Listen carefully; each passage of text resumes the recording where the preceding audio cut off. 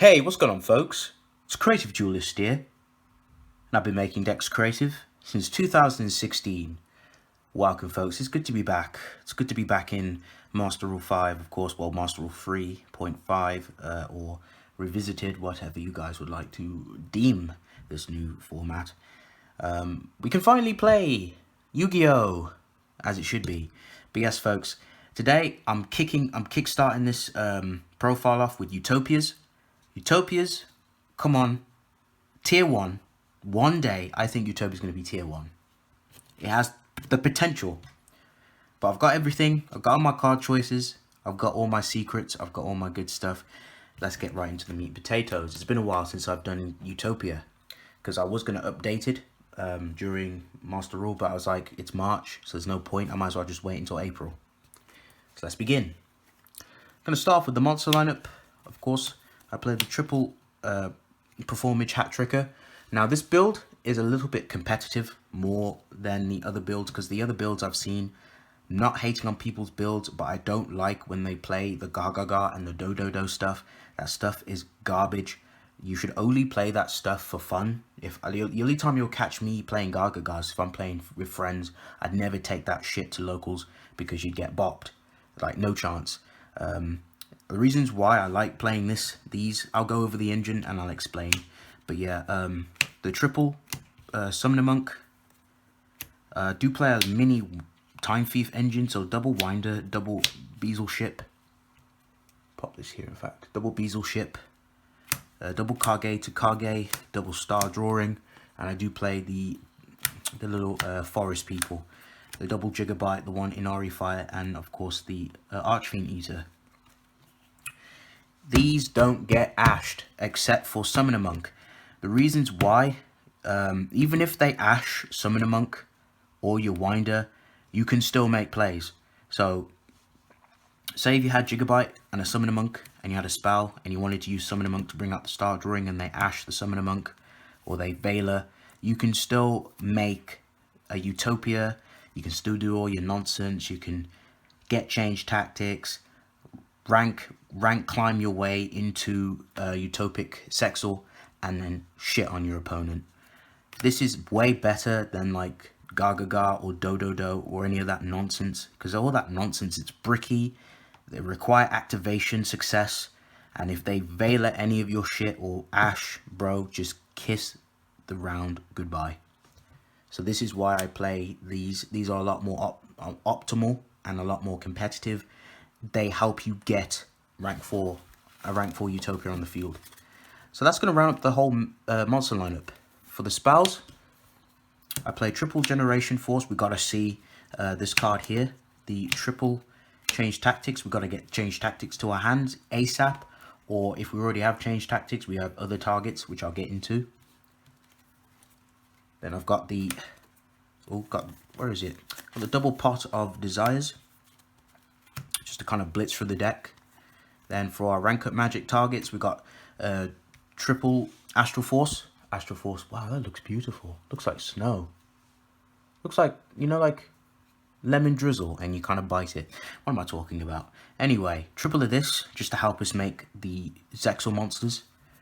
I do play 2 more rank up magics. This is just to help us get into the other, like, you know, make justice, or, you know, if I want to negate my opponent's field, we can play that too. And then onto the other stuff, got the double Pot of Avarice, 1 Double or Nothing, because that is a win con. 1 Memories of Hope. This card is actually good now. In Master Rule 4, this was useless. 1 Time Thief Startup, 1 XYZ Gift. You can take this out. It's up to you. I like draw power, because the thing is, when you make XYZ monsters and they've got so many materials, they don't do anything for you, so this is optional. Again, this is kind of, again, semi-competitive, so you can just swap cards out. It's up to you. 1 Monster Reborn and 1 Regeki to round up the spell lineup. And for the only traps we play, as I said, for the for the Generation Force targets, I play 1 Tribal Rivals and 1 Resurgum XYZ. Basically, what this does, all XYZ monsters you control gain 800 attack. Once per turn, you can discard a spell and then target one XYZ monster you control, and you basically rank up magic it. So you basically, for example, if you had Utopia, you can make the chaos versions of him. This is there just in case you don't get rank up magic in time. And I think it has another effect. Let's see. Yeah, and if you discarded a card other than a rank up magic spell card to activate this effect, you can return that special summon monster to the extra deck during the end phase. So it's kind of temporary. So the extra deck monster, if you summon it this way, you have to put it back into the extra deck. But that's not really a problem, because you should have killed your opponent by then. And then XYZ Tribal Rivals just makes it so that XYZ monsters in general with 2 or more materials, they are indestructible by card effects, and if it battles an opponent's monster, it catasters them, so it nukes it. But you must have 2 materials to resolve that effect. So that's going to run up the whole main deck, folks. Okay, for the extra deck, for the XYZ lineup, I play the double Utopic Sexal. You make this, your opponent is never going to like you. Pretty much negate anything and stop your opponent from activating card effects. 1 Utopic Dragon is, I only play 1, 2 is not necessary. He's just there just in case you've already made a Sexal, or you run out, or you just want your opponent to just hate you. So Utopic Dragon's really good. And of course you got to play triple Utopia, otherwise you're going to have a tough time. And I've got double Utopia Ray. 1 Utopia Prime, of course the Utopia Double, 1 Lightning, 1 Ray Beyond, no, 1 Utopia Ray Victory, what am I talking about? Then we got Utopia Beyond, of course, so if you want to make that, it is possible to make. And then we got the Seryuja, and then we've got the Impertrack Mega Clops to round up the whole main deck, extra deck, and the whole profile. So thank you all for watching. If you folks enjoyed this video, please remember to leave a like, comment down below. Feedback is always nice to hear. Tell me your thoughts down in the comment section. Hit me up. Any suggestions, you know what to do. If you're new to the channel, please subscribe for further content.